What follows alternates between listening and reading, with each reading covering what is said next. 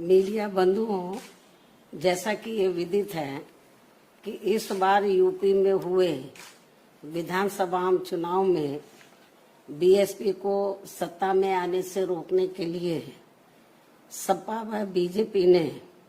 अंदर अंदर मिलकर इस चुनाव को पूरे तौर से हिंदू मुस्लिम रंग दिया है, जिसके कारण बीजेपी फिर से यहाँ सत्ता में वापस आ गई है और इसके लिए सपा ही पूरे तौर से जिम्मेवार है। और अब यूपी में खासकर कमजोर वर्गों व मुस्लिम समाज के लोगों के ऊपर जो आए दिन जुल्म जाती हो रही है, तो उसके लिए भी सपा मुखिया ही पूर्ण रूप से जिम्मेवार व कसूरवार भी है। और अभी भी ये किस्म किस्म की अफवाहें फैलाने से बाज नहीं आ रहे हैं, जबकि अब तो इनको अपनी बचकानी व घिनौनी राजनीति बंद करनी चाहिए। इसके साथ ही इनको मैं ये भी बताना चाहती हूँ कि इसमें भी कोई संदेह नहीं है कि यदि उत्तर प्रदेश सहित पूरे देश में खासकर दलित, आदिवासी, पिछड़ा वर्ग, मुस्लिम व अपर कास्ट समाज में से गरीब तबका भी बीएसपी में जुड़ जाता है, तो फिर ये लोग बीएसपी की मुखिया को पुनः यहाँ यूपी का मुख्यमंत्री बना सकते हैं। और इतना ही नहीं बल्कि आगे चलकर देश का प्रधानमंत्री भी बना सकते हैं, क्योंकि इन वर्गों के वोटों में बहुत बड़ी ताकत है, बशर्ते यदि ये लोग एकजुट होकर बीएसपी से जुड़ जाएं और चुनाव में किसी भी प्रकार से गुमराह ना हो, किसी भी प्रकार के बहकावे में ना आए। इसलिए मैं अपनी जिंदगी में यूपी की फिर से मुख्यमंत्री बनने व आगे चलकर देश का पीएम बनने का ही सपना देख सकती हूँ, लेकिन देश का राष्ट्रपति बनने का तो सपना मैं कभी भी नहीं देख सकती हूँ। ये भी मैं इनको बताना चाहती हूँ, क्योंकि मैंने अपनी पूरी जिंदगी ऐश व आराम के लिए नहीं बल्कि बाबा साहब डॉक्टर भीमराव अंबेडकर एवं मान्यवर श्री कांशीराम जी के बताए हुए रास्तों पर चलकर व कदम कदम पर कड़ा संघर्ष करके इनके अनुयायियों को व खासकर दबे कुचले लोगों को अपने पैरों पर खड़ा करने के लिए समर्पित की है। ये भी इनको मालूम होना चाहिए। इसके अलावा ये बात भी सर्वविदित है कि ये कार्य दबे कुचले लोगों को अपने पैरों पर खड़ा करने का ये कार्य मैं देश का राष्ट्रपति बनकर नहीं बल्कि उत्तर प्रदेश का सीएम व देश का पीएम बनकर ही कर सकती हूँ। इसलिए सपा के लोग अपने राजनीतिक स्वार्थ में मुझे जबरदस्ती राष्ट्रपति बनाने का जो सपना देख रहे हैं,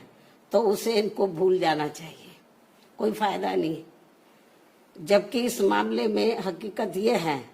कि सपा वाले मुझे देश का राष्ट्रपति बनाने का सपना इसलिए देखते रहते हैं ताकि उनके लिए यूपी का सीएम बनने का रास्ता साफ हो जाए, जो ये कदापि संभव नहीं हो सकता है। क्योंकि इस बार चुनाव में यूपी के मुसलमानों व यादवों ने भी इनको एक तरफा अपना वोट देकर देख लिया है। इनका कई पार्टियों से किया गया गठबंधन भी इन्होंने देख लिया है, लेकिन इसके बावजूद भी सपा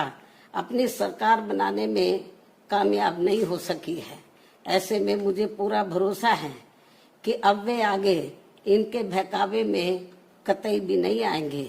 और वे फिर से यहाँ यूपी में बीएसपी की अपनी सरकार जरूर बनाएंगे।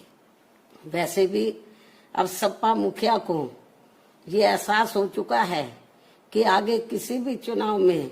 अब ये लोग इस पार्टी के बहकावे में कतई भी नहीं आएंगे और ऐसे में अब ना ही आगे सपा कभी भी यहाँ सत्ता में आसीन हो सकती है। इसलिए अब वो विदेश भागने के भी फिराक में है, जहां उसने पहले से ही अपना काफी बंदोबस्त कर लिया है, ये भी इनके बारे में प्रदेश में काफी जोरों में आम चर्चा है। इसके साथ साथ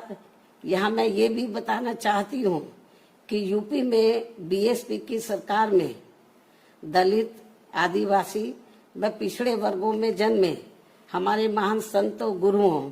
व महापुरुषों आदि के आदर सम्मान में जो स्मारक व पार्क आदि बनाए गए थे, तो उनके रख रखाव को लेकर सपा सरकार में तो बहुत ज्यादा और अब भाजपा सरकार में भी काफी ज्यादा उपेक्षा हो रही है, जिसकी वजह से अब आए दिन सभी स्थलों की हालत काफी ज्यादा खराब हो चुकी है। और इस मामले में फिर से मैं वर्तमान भाजपा सरकार का ध्यान आकर्षित कराने के लिए और इस मामले में फिर से मैं रिपीट कर रही हूँ, बहुत इम्पोर्टेंट है क्योंकि मीडिया बहुत गलत तरीके से इसको हाईलाइट कर रहा था। और इस मामले में फिर से वर्तमान भाजपा सरकार का, क्योंकि सरकार का ध्यान आकर्षित कराने के लिए आज मेरी चिट्ठी को लेकर बीएसपी का एक प्रतिनिधि मंडल अर्थात श्री एस.सी. मिश्रा, राज्यसभा सांसद व राष्ट्रीय महासचिव बसपा एवं श्री उमा शंकर सिंह, बीएसपी विधानमंडल दल के नेता आदि यूपी के मुख्यमंत्री योगी जी से मिले हैं। इन स्थलों को लेकर इस संबंध में मैंने चिट्ठी लिखी मुख्यमंत्री जी को और इन दोनों को मैंने भेजा, आप चिट्ठी लेकर जाओ और उनको डिटेल में इन स्थलों की जो खराब हालत है उसके बारे में अवगत कराओ, ताकि इन स्थलों की हालत सही हो जाए, इस ओर सरकार ध्यान दे। मैं उनसे यही उम्मीद करती हूँ कि वे इस मामले में अब जरूर उचित व ठोस कदम उठाएंगे। चिट्ठी की कॉपी भी मीडिया को दे दी जाएगी, क्योंकि जो गलत प्रचार कर रहे हैं, आज ये दोनों मिले हैं, ये तो मेरी चिट्ठी लेकर मिले स्मारकों को लेकर